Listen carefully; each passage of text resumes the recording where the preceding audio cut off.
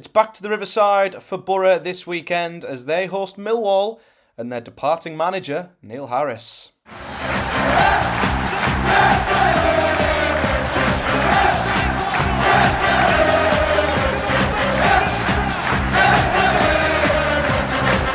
What is up, guys? Welcome back to the channel and another episode of the Project Boro preview show where we, of course, look ahead to every single Boro game. We analyse the opposition, look at their players, their stats, their form. We also predict the Boro team, look at the head-to-head, and, of course, give my prediction. And this weekend, Boro are back at the Riverside. We've finally got through that incredibly tough sort of 7 to 10 day spell where we had trips to Burnley, trips to Leeds. Naturally, them trips have meant dropped points and have allowed a lot of the teams around us to catch up and overtake us, meaning that we are now back outside of the playoff places. So this is a great opportunity for Boro to get back on the horse, you could say, because prior to that really tough spell with them two very difficult away trips, I think Boro had won 4 from 6 or something. Our form had turned quite well. We were scoring goals frequently, and I think it was a case of just getting them 2 away trips out the way, limit the damage, get out of the other side, and then just crack on again. And I think that's what we sort of want to do now ahead of this game against Millwall, as it is the start of obviously a more generous spell for Boro, where I think 4 of our next 6 league games might all be at home as well. So a key spell of games coming up for Boro, which could get us right back into a comfortable playoff position. However, we are being visited by Millwall, and there's an added special caveat this weekend because, quite unusually, it is the final game for their manager, Neil Harris, whose departure was announced earlier this week, and it was announced that the Boro trip would be his last. Will that make it tougher for Boro? Will it make a difference? I think there will be a degree of extra motivation for the Millwall fans going down the Riverside, Millwall players wanting to go out on a high, wanting to go out on the best result possible for Neil Harris. So I think there is potentially, more of a chance that Millwall will rock up with even more motivation than normal. So Boro have to just be wary of the very unique circumstances that do come with this fixture. But let's take a look at Millwall then, because not too long ago, they were a team who were right up there alongside Boro. In fact, they were above Boro in the playoffs not too long ago, but recent form has dropped off quite significantly. They're sitting 13th at the moment, looking as mid-table can be. They've won 6, drawn 7, and lost 6, scoring 20 and conceding 17. So nothing all that remarkable standing out there looking at their position in the league table. They were right up there, as I say, in 5th, I think, at one point. However, now they sit 7 points from 6th and 8 points from the bottom 3, so they couldn't be any more in the middle of absolutely nowhere. However, between the start of October and the end of November, they had a run of 10 games where they lost only once. They went unbeaten in 9 games and had 4 straight wins in that time that did get them up to 5th. However, that form has gone, as I say, with Millwall now currently winless in 5, having suffered back-to-back defeats. They're also, you would say, more successful at the Den, which isn't surprising. However, on the road this season, Millwall love a draw. They've only won once on the road all season in the league. They've only lost twice, though, and they've drawn their other 5 away games. So they do pick up points regularly on the road. However, most of them do just come in that one single point, with the majority of their away results being draws. And that could prove to be the sort of result they'll be looking for up at the Riverside. And I will get into the type of game I think it will be and why I think this could be Boro going up against their arch nemesis being the low block once again, and why that could make this game a lot more awkward than I think it looks on paper. A little more deeper look into Millwall's statistics. Now, going forward, they're underperforming quite significantly. I'd say they're a very mid-table attacking side. Their numbers looked a lot better, to be fair, earlier in the season. They have dropped off a little bit.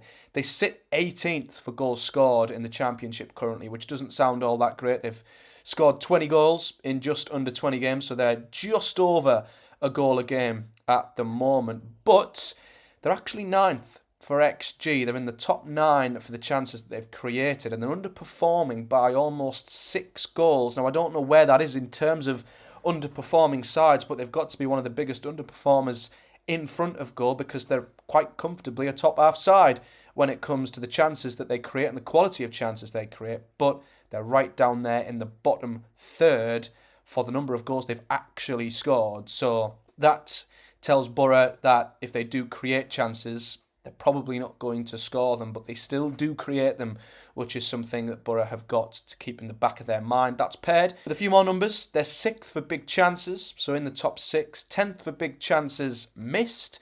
So we've got to be wary that they will create. One other thing we need to be massively wary of, though, is that they are pretty stern defensively. And that kind of goes without saying with Millwall. I've always associated Millwall as a very tough nut to crack, and that's why I feel like this game could be very, very awkward for Boro because they're actually pretty darn good at the back. So, in terms of goals against and how many goals they've conceded, Millwall are 6th in the Championship, the 6th best defence in the league, conceding only 17 goals in their 19 games, and they're actually in the top 4 for XG against, which is an absolutely remarkable stat. I didn't quite realise how little they limit the opposition to in terms of the quality of chances that they give up. Only the top 3 teams, and the 3 teams we consider as the outright best 3 sides in the league, have limited the opposition to less quality chances than Millwall, with Leeds, Burnley and Sheffield United the only 3 who have a better XG against than Millwall. So they are very, very well drilled, and when they give up chances, they don't give up big chances as well. Pairing that with the fact they're 8th for clean sheets, I think, and this is before I get into the sort of style of play that Millwall might adopt, I think, as we've seen a few teams, not surprisingly, use this approach at the Riverside, and we've seen it used to good effect, unfortunately for us, more occasions than I'm sure we would like at this point. But as we all know, Boro are extremely susceptible to a low block, and I think that's exactly what Millwall are going to do. We'll look into their possession stats and how they play football, which only backs this up. But since we're talking about how good of a defence they are, I think this could be very, very awkward for Boro. I think Millwall could be the type of team who come to the Riverside, accept that they're not going to have more of the ball, accept they're not as good on the ball, but they'll sit there, they'll sit deep, they'll sit tight, and they'll go, break us down, Boro. And we've seen many teams come to the Riverside, utilise that tactic, and more often than not, they've gone away with a point, if not more, because Boro, the one big test we've been saying time and time again, that this Boro team, this season, last season, just under Carrick in general, the one big test this team just has not been able to overcome at all is the ability to break down a team when we're at home, especially. And I've seen I need to nail this stat down actually, because I've seen it mentioned by a couple of different journalists on different podcasts, and it's an incredibly intriguing stat. But I think pretty much the majority of games there is a very worrying parallel when it comes to Boro and us having a lot of possession at home.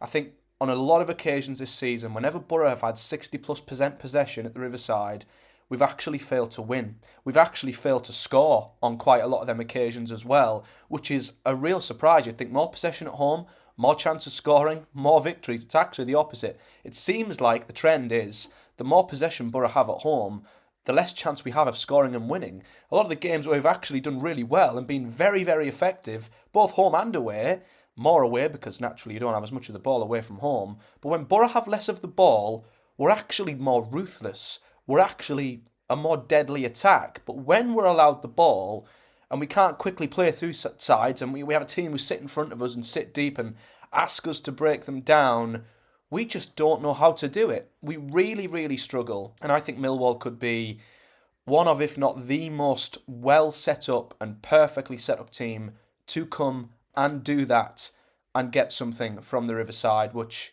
yeah, would be unbelievably frustrating. So, backing up that with their style of play. Now, they play with a 4-2-3-1, and I'm not 100% savvy on who might or who might not play in this game at the weekend. But in terms of a couple of standout players, their top goal scorer is very familiar with us Boro fans. Duncan Watmore is their top goal scorer with 5 goals. He's also their top goal contributor with 6. We all know what Duncan Watmore brings. He is an unbelievable workhorse who will run his legs into the ground game after game after game. The perfect Millwall player, really. He sort of fits what I think Millwall want from their footballers incredibly well. And I loved him when he was here. You know, I thought he scored some really, really good goals. He's an inconsistent player. He's streaky. I think Millwall fans have seen that firsthand with how quickly he started the season and how he's not been able to quite maintain that form. That's Duncan Watmore. But when he gets into a purple patch and he gets into a streak, he can reel off goals and assists and a really good run of form really quickly. He's not quite in that form right now, but we know how good he can be, and he can score some incredible goals from nothing as well. So, yeah, Duncan Watmore, a standout player. Got some really good players in defence as well. Japhet Tenganga is one that massively stands out. I think Millwall have done so incredibly well to get him in. You know, I remember when he broke through at Tottenham and he was seen as, you know, the next sort of big centre-back who was going to go on to do great things, and it maybe just didn't quite work out for him. But I think for Millwall to pick him up, get him in the team, I think he is just one of them extra special talents who's just sort of head and shoulders above his teammates, and I feel like he could play a huge part in organising that Millwall backline at the weekend and ensuring that they do maintain that really good defence and prevent Boro from breaking through them. So he's definitely a player we need to be very wary of. And I think in terms of how they set up again, their 2 wingers are going to be really important as well. They played with Aziz and Esse on either side. I remember Esse, I think maybe in his breakthrough season last year, I remember he scored the winner up at the Riverside in a 1-0 defeat for Boro on the opening day last season. That was when I first saw him, and he sort of caught my eye, but I think him and Aziz could be absolutely pivotal with how Millwall approach the game and how they want to sort of affect Boro and potentially counter-attack Boro as well. So they're another couple of players who we have to be very, very wary of in terms of the FootMob rating. Other players who've got very high ratings. Ryan Leonard is a very highly rated player. Don't think he played in the last game. Joe Bryan is one as well, who of course plays at left back. A lot of top-end championship experience right there. So they've got good players in good areas. I think the one area that Boro maybe don't have to worry about is centre-forward. They don't really have a standout centre-forward who I think you can say is an absolute goal scorer. Watmore kind of provides that from the 10. Obviously, if they could probably choose, they'd have Josh Coburn up there on loan from Boro, of course, but he's both ineligible and unfortunately injured at this moment in time. However, backing up the points I was making earlier about Millwall's incredible defence, and I guess why that defence and why they've got such a good defence, why it's probably best they set up at Boro in a certain way. I think they will because of their numbers. Millwall are bottom of the championship. Absolutely rock bottom for possession. They have the lowest amount of average possession per game in the championship, averaging around only 40% possession every single game, which shows whether it's home, whether it's away, they're a team who are happy without the ball. That tells me they're a very organised team. They back themselves to let the opposition have the ball with full knowledge that when they get it, they can hurt you, and when they don't have it, you won't hurt them, and they'll sit deep, they'll defend well. That's also backed up by their passing numbers. They're also bottom of the championship for pass accuracy.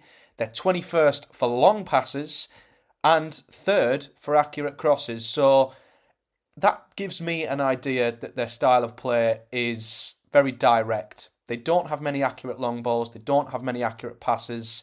I feel like they'll get the ball forward quickly, whether it's long balls in behind, long balls into the channels. That's where Eze and Aziz might come into play. Watmore's also a very, very willing runner that we've seen many, many times in both a Boro and a Millwall shirt. So I think the fact that they are a team who maybe don't want the ball, they aren't as good on the ball, they don't feel as comfortable on the ball, tells me that when they win the ball back at the Riverside. They ain't going to waste time getting it forward. They're going to try and spin Boro. They're going to try and counter-attack on Boro.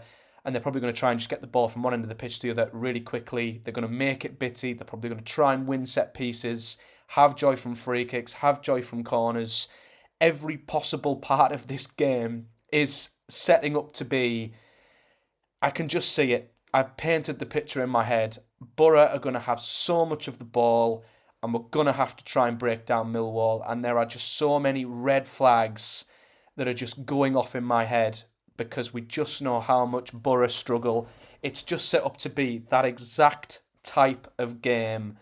And Boro just aren't good in these sort of games. And Millwall seem incredibly comfortable sitting deep and letting Boro have the ball and hitting us on the break. So we need to be extremely cautious that we don't suffer a Bristol City, a Preston, a Pompey, a sucker punch sort of game, a Blackburn, where we just get done by a team who take their one and only chance. They're very clinical on the day, and they make it one of them very, very horribly frustrating Riverside afternoons that we've seen so many times. So fingers crossed, if that's the case, Boro can overcome this test, because we simply have to, I think, if we're going to get ourselves promoted and get ourselves out of this division, because it's something that we're just, it's one of our big weak points, I would say. Looking at the Boro 11, though, this is what I would look to go with. A few changes to the team that played in the two games that we've had recently, obviously against much tougher opposition where we probably would have had less of the ball. We'd have been doing more of the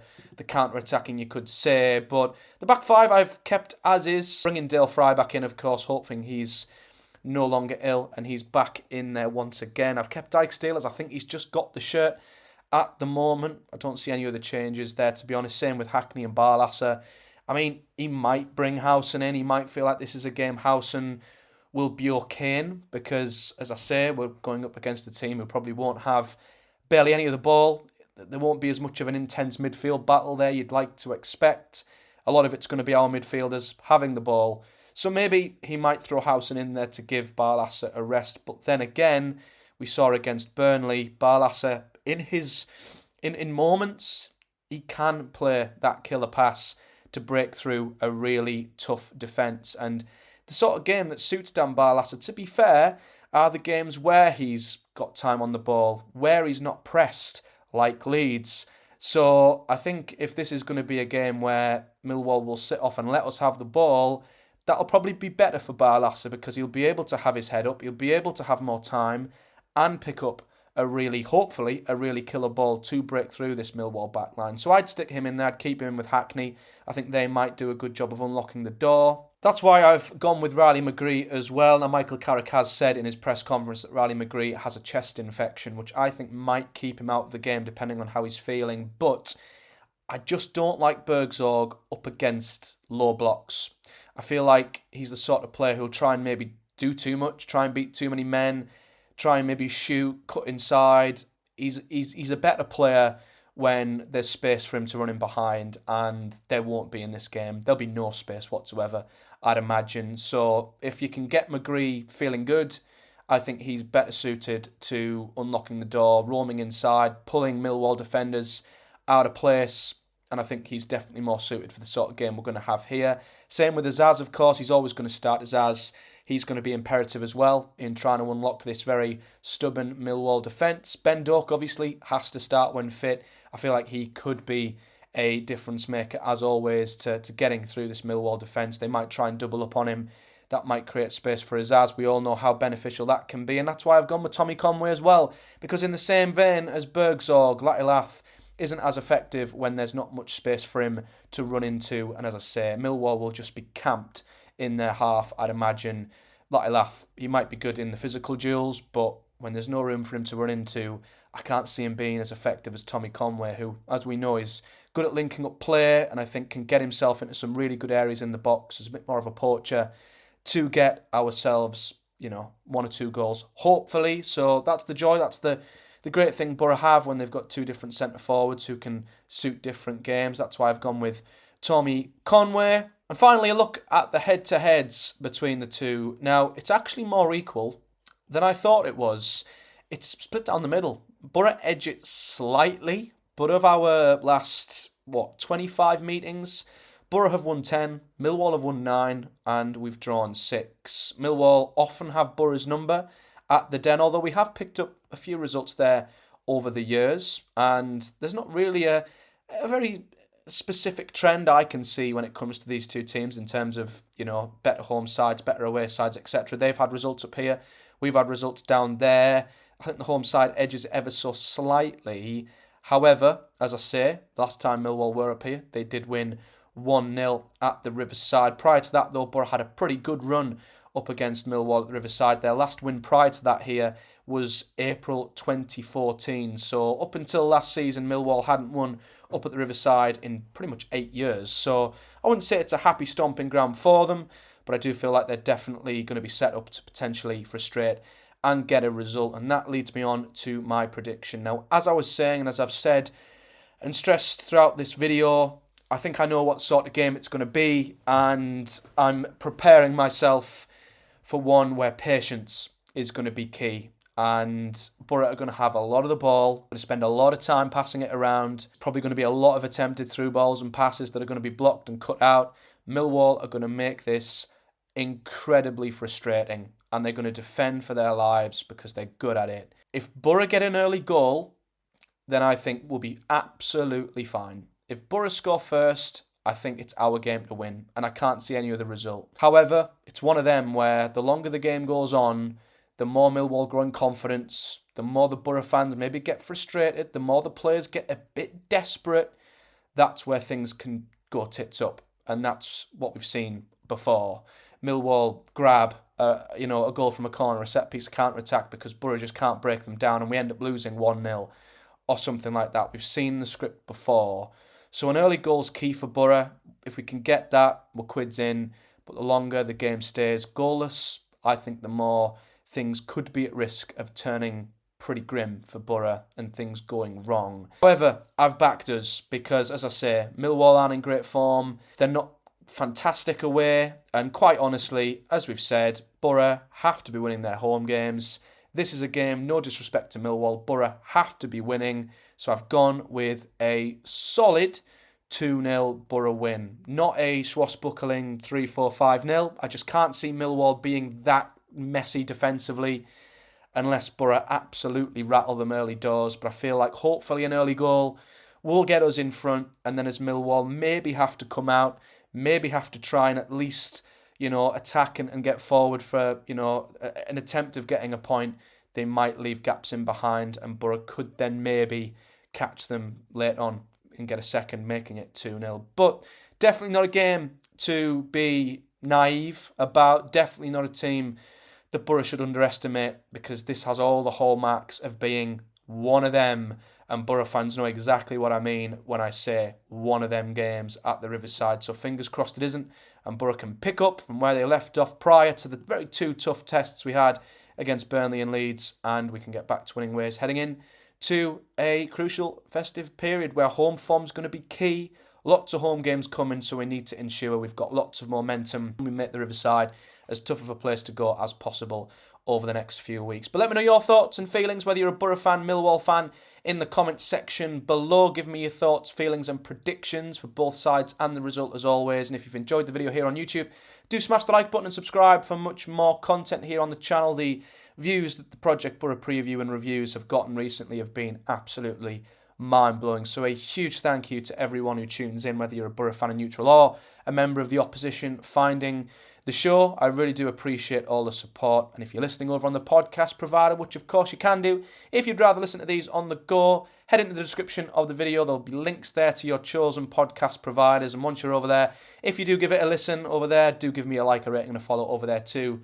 And most importantly, let me know your thoughts in the comments, and I'll be back at the weekend on Sunday to review, or maybe Saturday night to review, hopefully, a good win for Boro. And no disrespect to Neil Harris, hopefully we send him packing with a defeat. But until then, take care, guys, and I'll see you all in the next one.